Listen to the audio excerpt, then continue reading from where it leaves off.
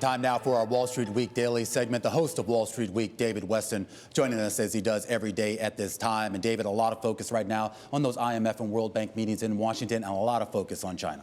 Yeah, and particularly today, because there's something called the Global Sovereign Wealth Roundtable. Sounds like King Arthur, doesn't it? They're all getting together to talk about, exactly, sovereign wealth. And they were meeting with China to sort of say, China, you got to give us some help on that. They were meeting actually today in Washington. To take us through it is an expert on the subject. She is Mary Lovely, Peterson Institute for International Economics Senior Fellow. Mary, thanks so much for joining us. Do we have a sense of whether they made progress today in talking with China, at least to find out how much money China has lent to some of the poorer countries around the world? Hi, David. It's a pleasure to be here. I think we will not know until the press briefing tomorrow exactly how much progress is being made, but there is a lot of reason for optimism. This is hosted by the World Bank and the IMF, but also mediated by the Indians, who are now holding the presidency of the G20, and the Japanese, the same for the G7. So we have a lot of optimism that some kind of compromise will be reached, clearing the way for restructuring to happen, and then for some more assistance to these economies within the near term. So Mary, there's been a lot of reporting that the Chinese have been very reluctant to go along with the typical pattern on these things. But then there's reporting by the Wall Street Journal and by Bloomberg and others that perhaps the Chinese are moving some, coming up with a compromise. If, in fact, that happens, what are the incentives for China? Why would they give on this? Yeah, that's a great question. I mean, they've been holding out because they didn't want to take what they saw as an unfair haircut, that is cutting the value of what was owed to them, when the same would not be done by the multilateral development banks. And there's a lot involved: the World Bank, the IMF, the African Development Bank, the Asian Development Bank. So they were holding out. But, you know, Sri Lanka's in default. China may see that it's not going to get all of its money out. And so the best thing that it can do is to try to get some of its money out.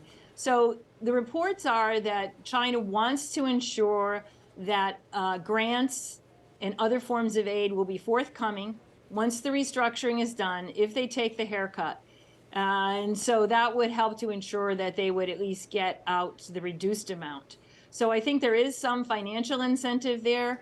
There's also an incentive for them in terms of their aspirations for global leadership. They're looking like the guy that's ruining the party now, and it's hurting the global South. That's not where they want to be. They want to be seen as a leader of the global South.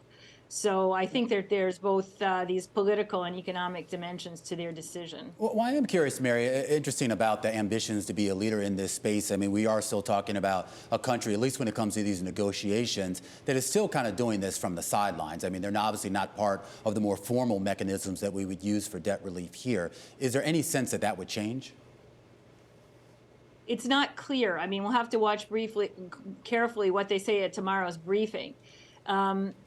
The common framework doesn't necessarily apply to middle-income countries anyway, of which Sri Lanka is one.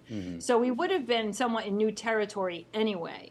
It's doubtful that China will come on board with that, but this restructuring is definitely going to be seen as a template, because we have other countries, notably Zambia, that are lined up right behind them. Yeah, and quite a few other countries as well, Mary, that we'll probably end up having to talk about soon. I am curious, though, about China's relationship now with the other major global economies, obviously the U.S. being the most important, and whether you do anticipate any sort of improvement in that relationship, if not diplomatically, at least economically.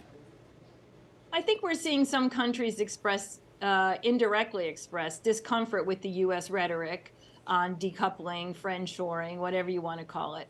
We, of course, saw earlier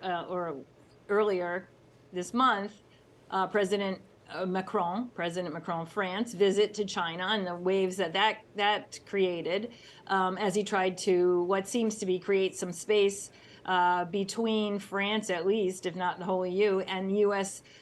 Position vis-a-vis China. We also know that many other countries, notably Germany, their companies are continuing to double down on the Chinese market. But if we take a look back at all this political rhetoric, we don't see countries pulling out of China. In particular, U.S. companies have always been, they've spent more than a quarter of a decade building Chinese operations to serve the Chinese market. And we don't see them changing that, even if they start to pull off the China plus one strategies off the shelf for serving other markets.